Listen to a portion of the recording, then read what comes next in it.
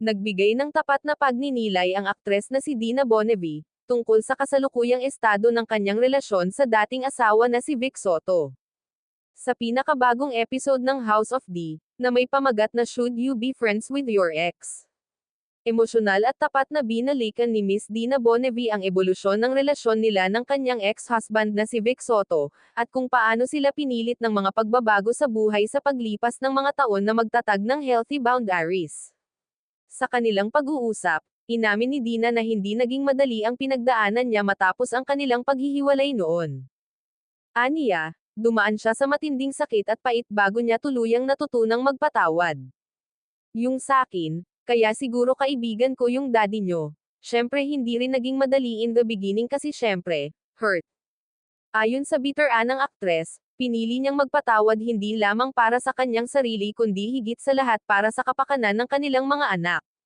Nag-forgive ako and it was healthy for me na maging friend si daddy ninyo kasi nga may mga anak kami, and I felt na mas naging peaceful yung dalawang bata nung nakita nilang nag-uusap kami as friends, but not for the purpose of getting back together.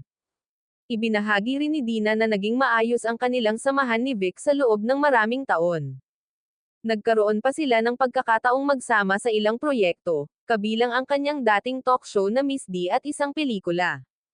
Gayunman, nilinaw niyang nagbago ang kanilang dynamics nang muling mag-asawa si Vic kay Pauline Luna noong 2016. Dahil dito, kusa siyang naglagay ng hangganan bilang paggalang sa bagong pamilya ng dating asawa. Ngayon na may mga pamilya na kayo, I don't think you can say na friends pa rin kasi nung nag-asawa na ulit si Vic, I was careful to keep a distance para naman hindi magkaroon ng impression na, parang gusto pang balikan ni Dina, di ba? Dagdag pa niya, parang in respect naman for Pauline, parang okay na yung civil na lang with each other, and nag-asawa na rin ako.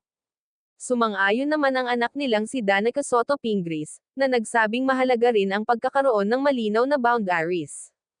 Ibinahagi pa niya na maging ang yumaong asawa ni Dina na si De Gracias Victor, DV, Savlano ay hindi rin komportable kung magiging malapit pa ang kanyang ina sa mga dating karelasyon. Sa kabila ng lahat ng pinagdaanan, ipinakita ni Dina na posible pa ring magkaroon ng maayos at magalang na relasyon sa dating asawa, at natutunan nilang mag-adjust ng may maturity para sa kanilang mga anak at apo, habang pinapanatili ang solidong respeto sa kanya-kanya nilang pamilya ngayon. Marami namang netizens ang humanga sa kanyang pagiging bukas, emosyonal na maturity, at sa paggalang na ipinakita niya kay Pauline Luna at sa buong pamilya Soto.